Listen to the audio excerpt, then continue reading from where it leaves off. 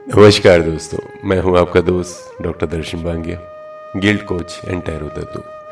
आप सभी का 30 डेज हैप्पीनेस चैलेंज में स्वागत है।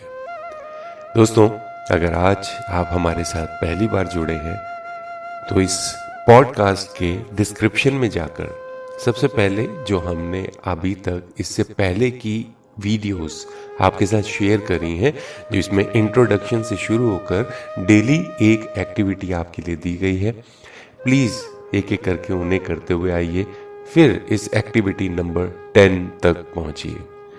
क्योंकि सबसे पहले आपको समझ में आना चाहिए कि ये हैप्पीनेस चैलेंज है क्या, क्यों ज़रूरी है।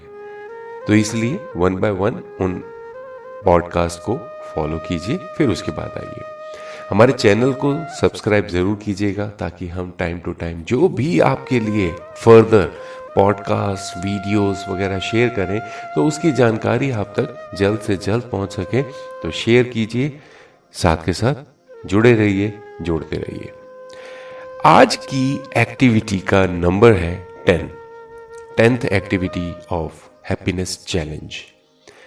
इसके लिए आपको एक विजन बोर्ड या विजन बुक बनानी है। इसके लिए आप जानकारी लेना चाहें तो आप गूगल पे जाकर सर्च कर सकते हैं। अदरवाइज मैं आपसे सजेस्ट करूंगा कि आप सीक्रेट मूवी जाकर सर्च करें और उसे देखें। आपको पूरी मूवी मिल जाएगी। या अगर आपने बुक आपके पास हो या बुक पढ़ना चाहें तो आपको ऑनलाइन ई बुक भी मिल जाएगी, या आसपास के किसी भी बुक स्टोर से जाकर द सीक्रेट नाम की बुक जरूर परचेज करें। उसके अंदर विजन बोर्ड के ऊपर पूरा डिटेल से समझाया गया है।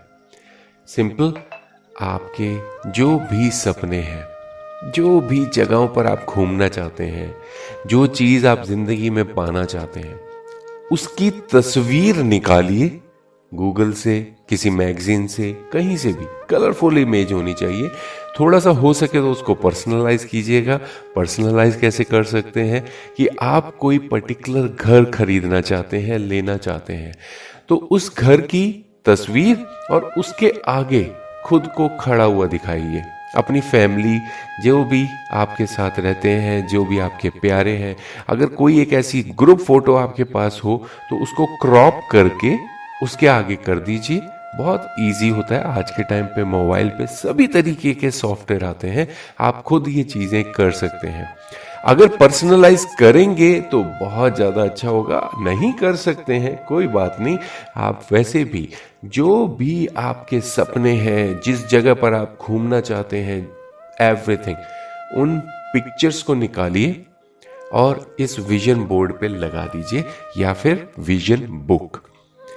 और जब भी आपको ध्यान जाए, आपको याद आए, आपके पास थोड़ा सा समय हो, वैसे तो सजेस्ट ये किया जाता है कि हर रोज सुबह जैसे ही आप उठते हैं थोड़ा सा फ्रेश वगैरह होके, कि आपके सेंसेस जो है वो पूरे तरीके से जाग जाएं, नींद आपकी पूरी हो चुकी हो, उसको आप खोल चुके हैं, हाथ मुंह धो के एक सिर्फ 2 मिनट का समय इस विजन बोर्ड के ऊपर देना होता है कि उसमें जो भी आपने सपना उसके ऊपर चिपकाया है उसको ये सोच कर आज जीना है कि आप वो चीज अचीव कर चुके हैं या उस जगह पर आप पहुंच चुके हैं। मान लीजिए आप यूएस से जाना चाहते हैं तो आपने हॉलीवुड साइन का पिक्चर निकाल लिया, तो उस पिक्चर के आगे खड़े होकर अपना और अपने परिवार का या जिस भी ग्रुप के साथ आप जाना चाहते हैं, सिंपल वहां पर आप सोचिए कि आप खड़े हुए हैं और एक आदमी सामने से खड़ा होके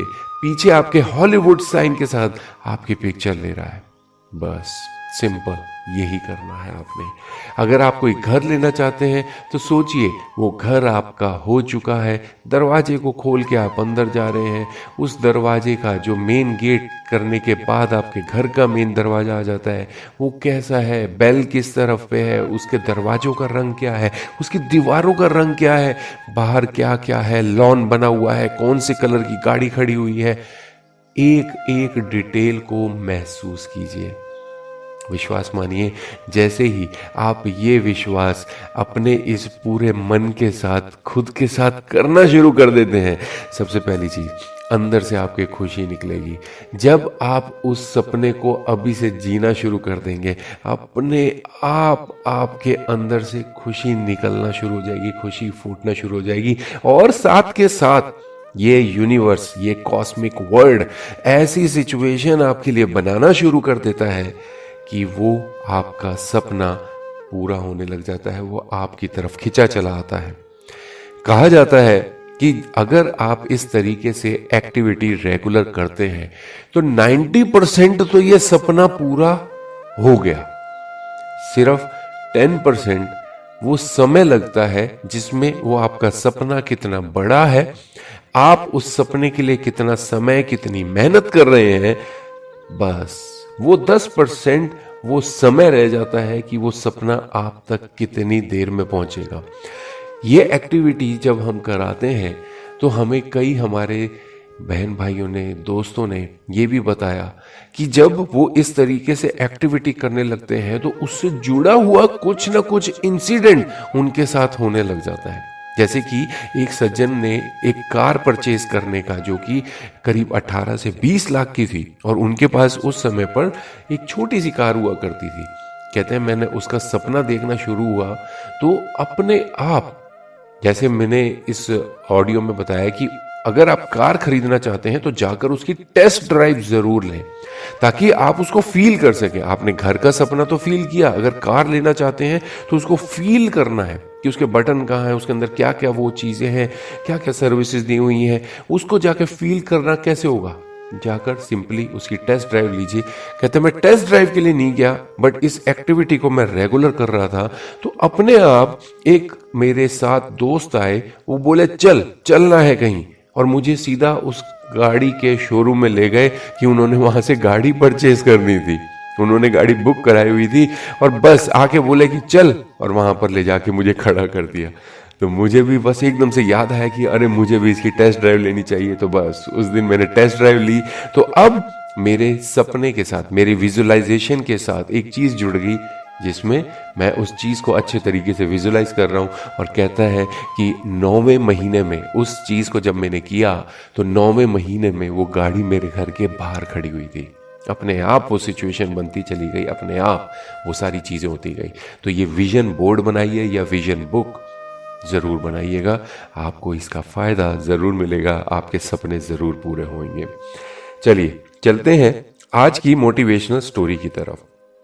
हम मोटिवेशनल स्टोरीज इसलिए भी लेकर आते हैं कि ये हमारे सपनों को पूरा करने में हमारे को जो पॉजिटिव माइंडसेट चाहिए होता है उसमें बहुत मदद करते हैं।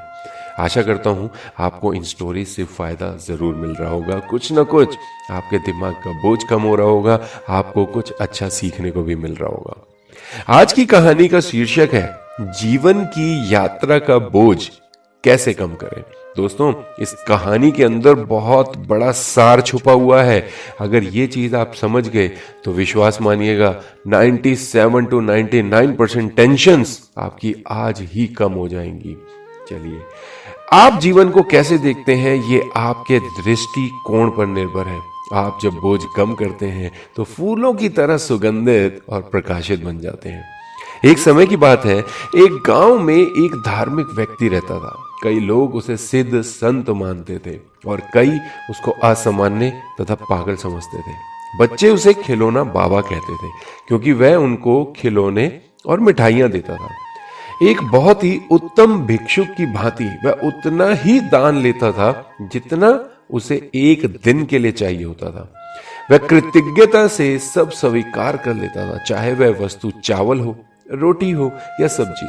उसने ना तो कभी धन मांगा और ना ही कभी स्वीकार किया। ऐसा लगता था वह अंदर से संतुष्ट है, किंतु वह भोजन के साथ खिलौने और मिठाइयां देने की मांग करता था। और जो लोग उसका आदर करते थे वे कभी कभी भोजन के साथ खिलौने और मिठाइयां भी उसे दे दिया करते थे। वह भिक्षुक उन सारी चीजों को एक बड़े से थैले में डाल देता और गांव के बच्चों में बांट देता था। यह सब वह एक उदारता के व्यवहार के साथ करता था और उसकी उपस्थिति में एक दिव्यता झलकती थी। परंतु अब तक कोई ये ना समझ पाया था कि अगर वो इतना ज्ञानी है तो इतना बड़ा झोला लेकर क्यों घूमता है। कुछ लोग हैरान थे कि अगर वो इतना ही आत्मज्ञानी है तो वो गंदे कपड़ों में, भारी थैला उठाए, एक परिश्रमी जैसे खिलौनों को बच्चों में बांटने के लिए क्यों मारा मारा फिरता है, बजाय इसके कि वो कुछ उपदेश दे, अच्छाई को बढ़ावा दे, पवित्र श्लोकों को बोले। एक दिन 40 की आयु वाले कुछ व्यक्तियों का समूह, जो कि बरगद के पेड़ के नीचे बैठकर ताश खेल रहे थे, जा रहे साधु को रोक लिया और व्यंग्य करते हुए उससे कहा, कृपया हमें भी कुछ ज्ञान प्रदान करें ताकि हमें भी आत्मा का बोध हो सके। हमें यकीन है कि आपके इस बड़े से झोले में अवश्य ही वेद होंगे। साधु ने अपना थैला जमीन पर गिरा दिया और बोला, यही है। उसने कहा, यही आत्मा का बोध है। अब मैंने आपको समस्त वेदों का सार बतला दिया है। उन युवकों ने सोचा कि उनका इस साधु को पागल समझने का शक बिल्कुल सही निकला, परंतु उनमें से एक आदमी कुछ बुद्धिमान था। उसने कहा, इसका क्या मतलब है? एक थैले के गिरने से वेदों के सार का क्या अभिप्राय है? साधु बोला, ये थैला जिसे मैं उठाए जा रहा हूं एक बहुत बड़ा भार है। अब मैंने इसे गिरा दिया, अब मैं स्वतंत्र हूं, सब कुछ यही है। आप भी अपना थैला गिरा दो, व्यर्थ के भार को उठाकर मत जियो। वो समूह उसके लिए श्रद्धा से पूर्ण हो गया। उनमें से एक बोला, अगर सब कुछ यही है तो फिर अगला चरण क्या है? साधु ने अपना झोला फिर से उठाया और उसे कंधे पर संभालते हुए बोला, आपने ये सोचना है कि मैं ये कोई भार नहीं ले जा रहा हूं, मैं तो केवल बच्चों के लिए खिलौनों से भरा थैला ले जा रहा हूं। मेरे पास खुशी और आनंद का सामान है। ये आपकी जागरूकता और दृष्टिकोण पर निर्भर करता है कि आप जो झोला आपने उठाया हुआ है उसे भार मानते हैं या अपना धर्म। ये कहकर मैं अपने रास्ते चला गया। भावनाओं की कोई व्याख्या नहीं होती और उनको प्रत्यक्ष रूप देना तो और भी कठिन है। अपनी नकारात्मक भावनाओं को खत्म कर दो, अपनी चिंताओं से भरे थैले यानी अपने मन को खाली कर दो, अपने आप को पहचानो, स्वतंत्र रूप से जियो। अभी शुरुआत करो, कोई बहाना नहीं चलेगा। मुक्त होकर जियो, निडर होकर जियो, भार रहित अपनी जो जीवन यात्रा है उस पे आगे बढ़ो। इसमें एक छोटी सी चीज मैं साथ के साथ और जोड़ना चाहूंगा। हम सभी ने कुछ अदृश्य थैले, सामान, झोले उठाए हुए हैं जिसकी वजह से हमारे कंधे झुकते चले जाते हैं।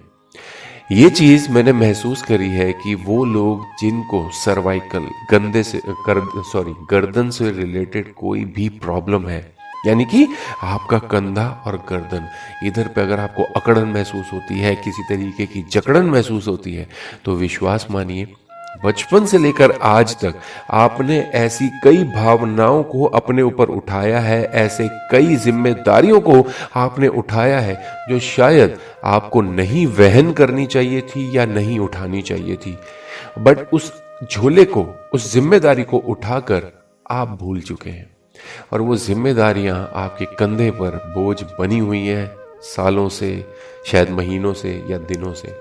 बट जैसे जैसे समय आगे बढ़ता जाएगा ये झूला आपके दिमाग के सबकॉन्शियस माइंड के एक जगह को जरूर घेरे रहता है। आपका शरीर उस चीज को जरूर झेलता रहता है। तो अपने उन सभी झोलों को उतार फेंकिए। देखिए आप कितना खुद को हल्का महसूस करेंगे और जैसे ही हल्कापन आता है, जैसे ही भारीपन उतर जाता है, अपने आप जैसे ही बोझ उतरता है तो हम खुद को हल्का तो महसूस करते ही हैं।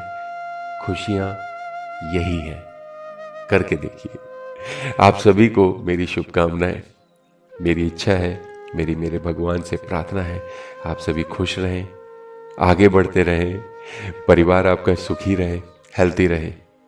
कल फिर मिलेंगे एक नई मोटिवेशनल स्टोरी के साथ। फिर मिलेंगे। Bye bye, take care, have a good day.